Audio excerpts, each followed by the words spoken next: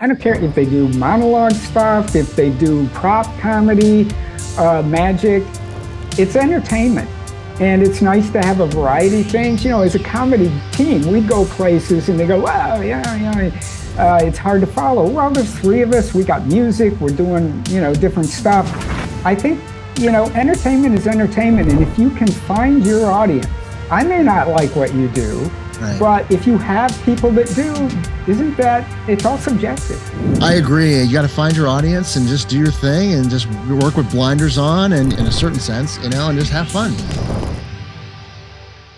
All right, I'm here with Brad Slaight and talking in the pregame about his transition into entertainment. And, he was a school teacher.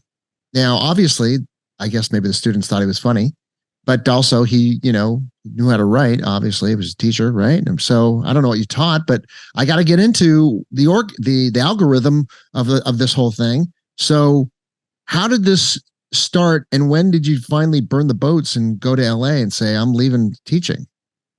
Well, I was right out of college. I got a teaching job, which is great. My parents were happy. And I taught for 1 year. And then my brother called me, who had been teaching for like 5 or 6 years. And he said, I'm thinking about going out to Los Angeles, because he was a director and an actor and he wanted to give that a shot. And he said, you want to go with me? I said, I'm starting my second year and I'm going to get tenure. And, I said, let me think about it. I got about 5 minutes later and I said, let's go. I mean, I was only 3 or 4 years older than a lot of my students. And as you know, like with stand-up, teaching is a lot like stand-up, only you're doing like 6 gigs a day, 6 hours a day. Right. And I always believe you got to be entertaining as a teacher. You got to keep their attention. So we got in the car. You and your brother drove out together to LA. Drove out together. What city were you in? I was in just outside of Grand Rapids, Michigan, a small town called Cedar Springs, Michigan, the red flannel capital of the world. Yeah. And we had a Pinto. He had a Pinto. I had an even worse car. And so no air conditioning. What's worse than a Pinto? Total rubes. So yeah, with a Pinto, with a gas tank that could explode. What car is worse than a Pinto? Chevy Vega. Oh, Vega. The Gremlin would be the worst. So have you guys ever been to LA at this point? No. Oh my God. Okay. So you guys are driving out here. Okay. You get to here. I'm still in LA. I'm actually in Georgetown, Texas, but my brain. So you're driving out to LA. What happens? How do you segue into the next thing? Well, I mean, along the way, we're pretty naive. And we thought, well, we have teaching checks coming in through the summer. This will be easy. And we had watched some TV show that was located in Pasadena. We thought, well, let's go to Pasadena. And we came out in the summer. Never experienced heat like this. I mean, Michigan gets real muggy and hot, but we were driving through Needles. It was 120, I think. And we just said, God, we had no air conditioning. And we came out to Pasadena. It was pretty hot too. But he had a friend in Santa Monica. And so we drove to see her. And we go, my God, it's like 30 degrees cooler here. So we ended up here. But you were out in LA, so finding places to stay, especially in Santa Monica, it's rent control. Somebody has to die before the apartment's available. Right. And Santa Monica is also the highest price per square foot, I think, in LA right now. It is. And I live like 4 blocks from the ocean. So we went a couple places and we go, well, we have teaching checks. And they go, you don't have a job? Well, not yet, but see you later. Yeah. But everything kind of worked out. And we were here and we were willing, and I'm sure like with you, with the entertainment, we were willing I said, listen, if I have to work at McDonald's, I will, to pursue. I understood the realities of that. And it hit me one day before we left. I know what I'll be doing if I stay here in 30 years, every day. Teaching is a great career and you have to be dedicated to it. But I said, that scared me more than not knowing what I was going to do tomorrow. And I was young and naive. So we thought, yeah, let's do it. Right. How does this journey look like sustainability? Because a lot of people, hear this story and like, yeah, that sounds fun, but I don't know if I could ever do that, So how did you, what's your journey like towards the ever so, first step of sustainability? Because that's what you're thinking about the whole time. How can I sustain this? Yeah. Well, after we got the apartment, kind of hung out for a while looking for stuff, ended up working at some day job for a few years, but at night, and when you're young, you can do that, work all day and go to the clubs at night. I joined some comedy groups. I tend to be more group or team oriented, although I do stand up a lot. And you meet people, you network. And then eventually that gig kind of stopped and I just said, I'm going to go for it full blast. I happen to have been on the Gong Show that year 18 times. What did you do on the Gong Show? Well, they just kept bringing us back. Me and these two other guys, we were called Moving Violations, a comedy group. And we would do some weird stuff and they'd bring us back. They go, do something else, do something else. And then we co-hosted a few of the shows. And it paid after for all of us. It wasn't like when you work in a comedy team, you split the check. Here, we all got after scale. Wow. So 18 times, and I got the insurance, and I said, wow, this is going to be great. Yeah. That was a big show back then. It was the late 70s, right? Yeah. Early well, 80s? This one was the Don Bluth, who took over after Chuck Barris. Okay. Don Bluth. It only lasted a couple years. But what year was this? 80 something. Okay. The 80s, late 80s. Yeah. Bordering on 90. Okay. Time kind of fade, it goes in and out of it.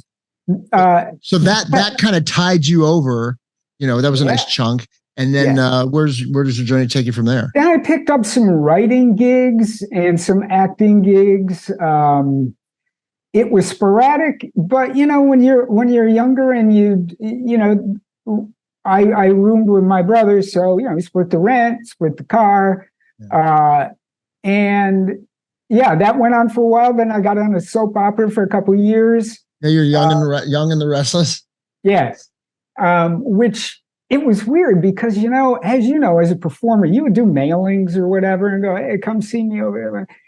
And normally you get those little prepaid stickers for the casting people. Yeah. And I would pull off the soap stuff because I don't have a soap look. I'm not a pretty boy.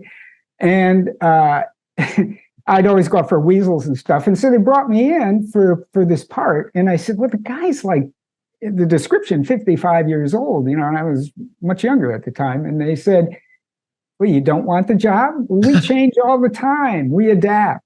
Yeah. And if we like what you do, so I guess they liked what I did. And they kept writing new stuff for me. That was a great soap operas are like doing an audition every because it's like you get your sides, it depends on the show, of course.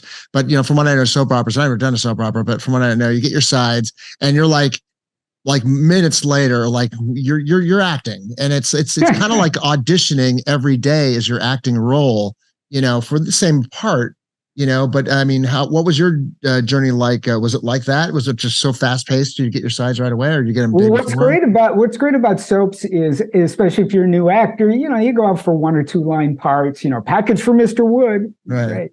But when you get on a soap, if you're in a story and the story's pretty heavy, and they like you, they write more. So it was a great entry into. I had done a lot of acting, but for the stage, it's much different than for the camera. So it's like, for the stage, it's hand me a glass of water. Just learning how to just say, hand me a glass of water is acting in itself that people need to learn that I never really learned, but I learned quickly. Yeah. And they would shoot. Yeah, they would shoot it. And you pretty much should do it on the first take. And then they would make changes. They go, let's run a little long, cut this line, that line, and that line. Let's go. So it was great. And it was a great show to work on because the people were really nice. That's great. So you're getting these gigs. The writing gigs are not easy to get. What kind of writing gigs are you getting? It was, I started doing a lot of joke writing for different people. And so somebody hooked me up with these little startup shows that were just really nothing, but they needed somebody to crank out material. And I learned how to write and be pretty prolific. And if you're a stand-up like you can write because you have to, and you learn how to write quickly and try it out. And most of the time, you know if it works or not. So I got those gigs. I co-wrote a sitcom with a friend of mine, another comedian, Bill Kirkenbauer.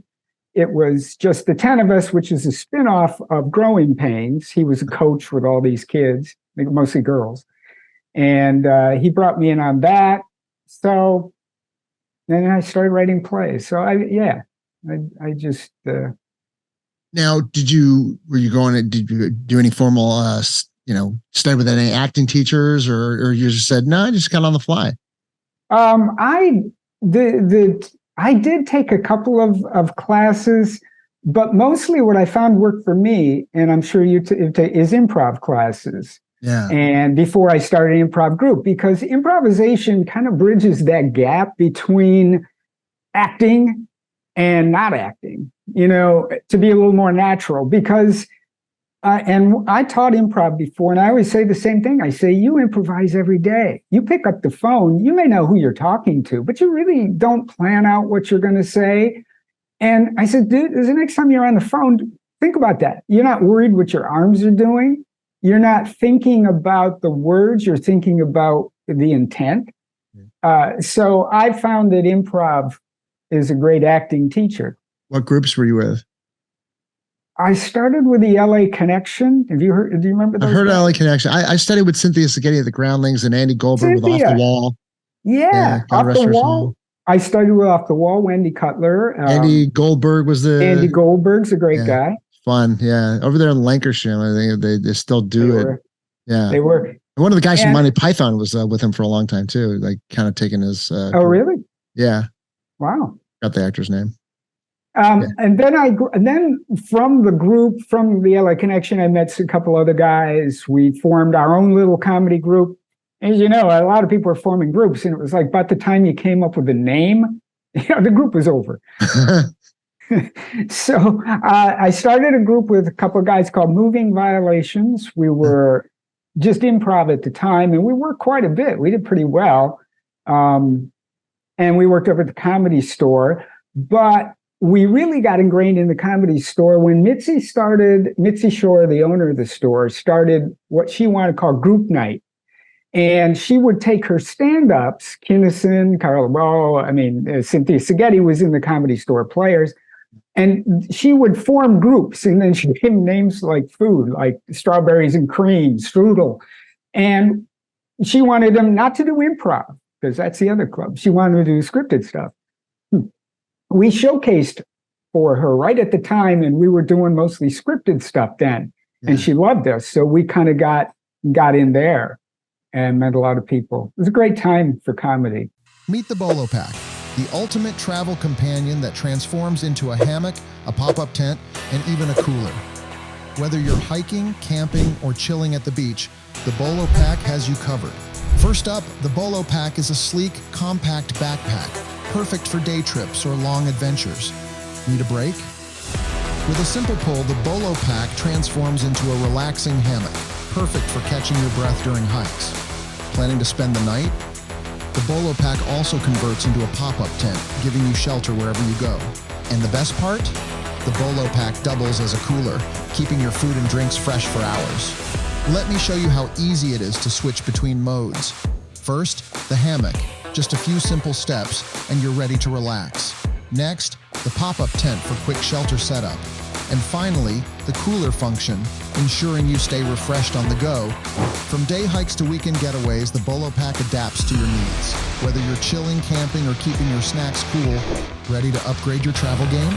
Get your Bolo Pack today and take your adventures to the next level. Link in the description. I was just going to say, you just took the words. I'm like, that must have been a great time, because that was that like around the late 80s, early 90s? Late 80s, early 90s. Comedy was king. Great time, yeah.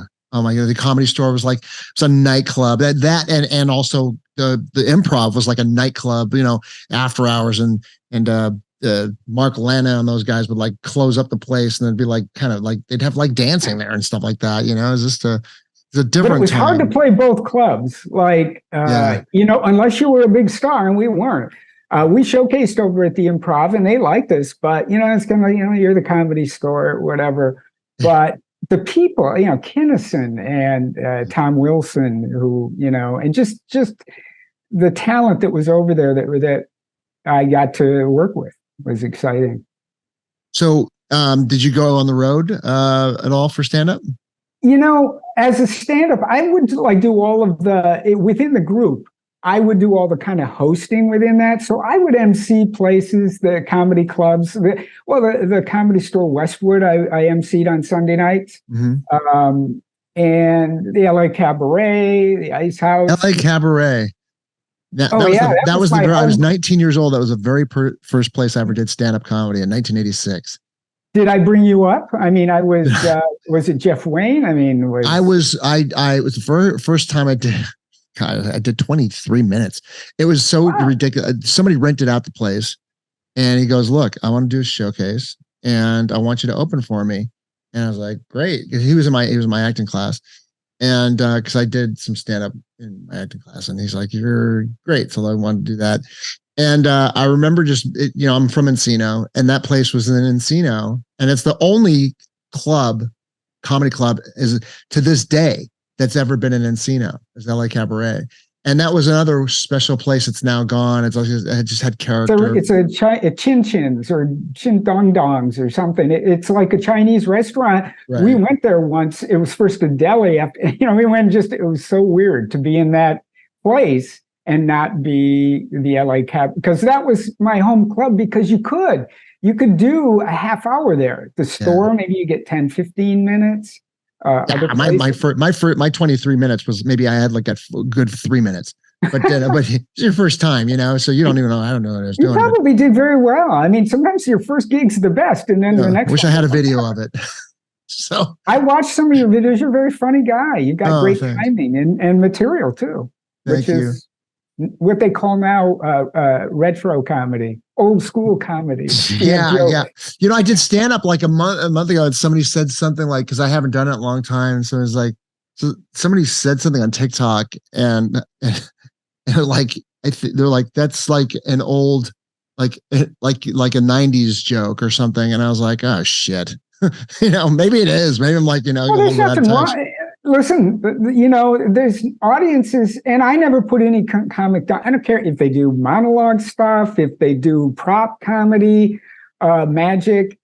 It's entertainment, and it's nice to have a variety of things. As a comedy team, we'd go places, and they go, "Wow, it's hard to follow." Well, there's three of us. We got music. We're doing, different stuff. I think, entertainment is entertainment, and if you can find your audience. I may not like what you do, right, but if you have people that do, it's all subjective.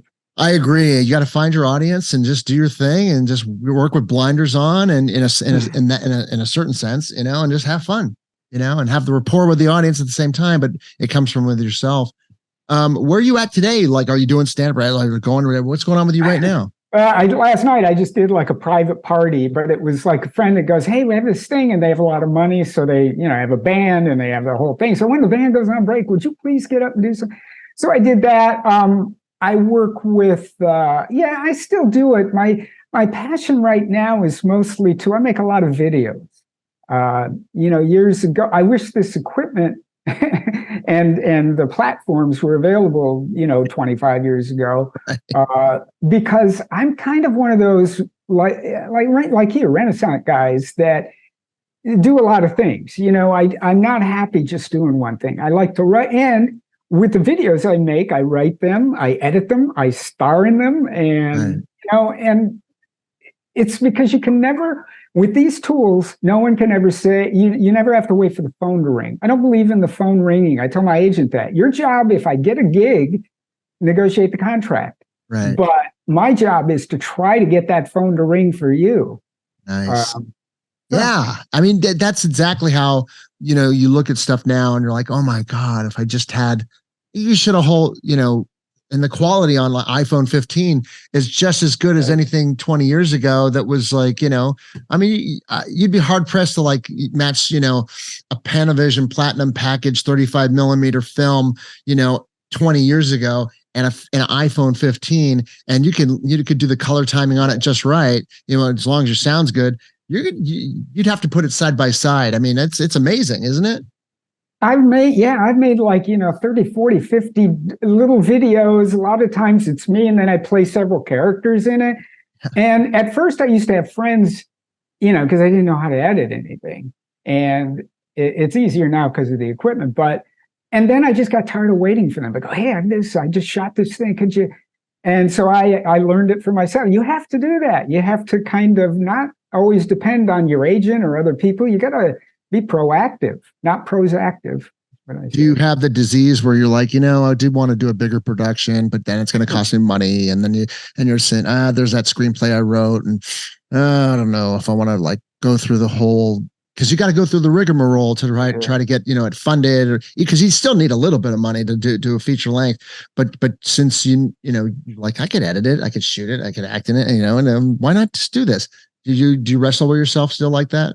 Well, yeah, but we are right now. I'm in the process of trying to get a low budget movie made. We got some people attached to it. Ted Lange agreed to direct it. Isaac from The Love Boat, if you remember that show. I remember Isaac. Yeah, sure. A very talented guy. He's done a lot of like Shakespeare and stuff too. Oh, wow. And he's directed a lot. So we got him, and that's the dream gig. And we're actively trying it. Got the budget breakdown, the business plan. Nice, yeah. And we're going after investors. What's the budget? What's the budget? It's only about 600,000, which sounds like a fortune to me because I'm lucky if I buy catering for my own shoot. What are you going to shoot it on? I don't know. That'll be up to Ted, I guess, and the other people, the DP, because there's actual people involved. I mean, I do everything myself for my little videos, which turn out pretty good. But I put a lot, I have to get the props. I have to, Right. So I'm kind of looking forward to if we do it. I mean, I wrote the script, and the script's pretty tight. So I'm happy with that. There'll need to be some changes, but it's a great role for me. And, I would love to just go on a movie stat, which I've done in the past, where you just worry about your performance, right. And that's nice. That's a lot. That's a luxury. Yeah. This day and age. It is. Long term, is that what you want to do? You want to be, make independent films, or what do you want to do?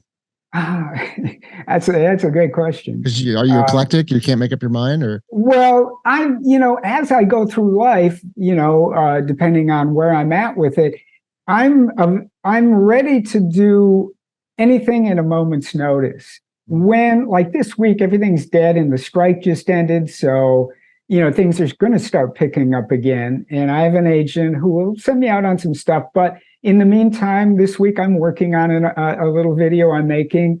I've been working on another stage play. I've got quite a few stage plays out there, which is nice because once those are written, and I have a really good publisher, Samuel French,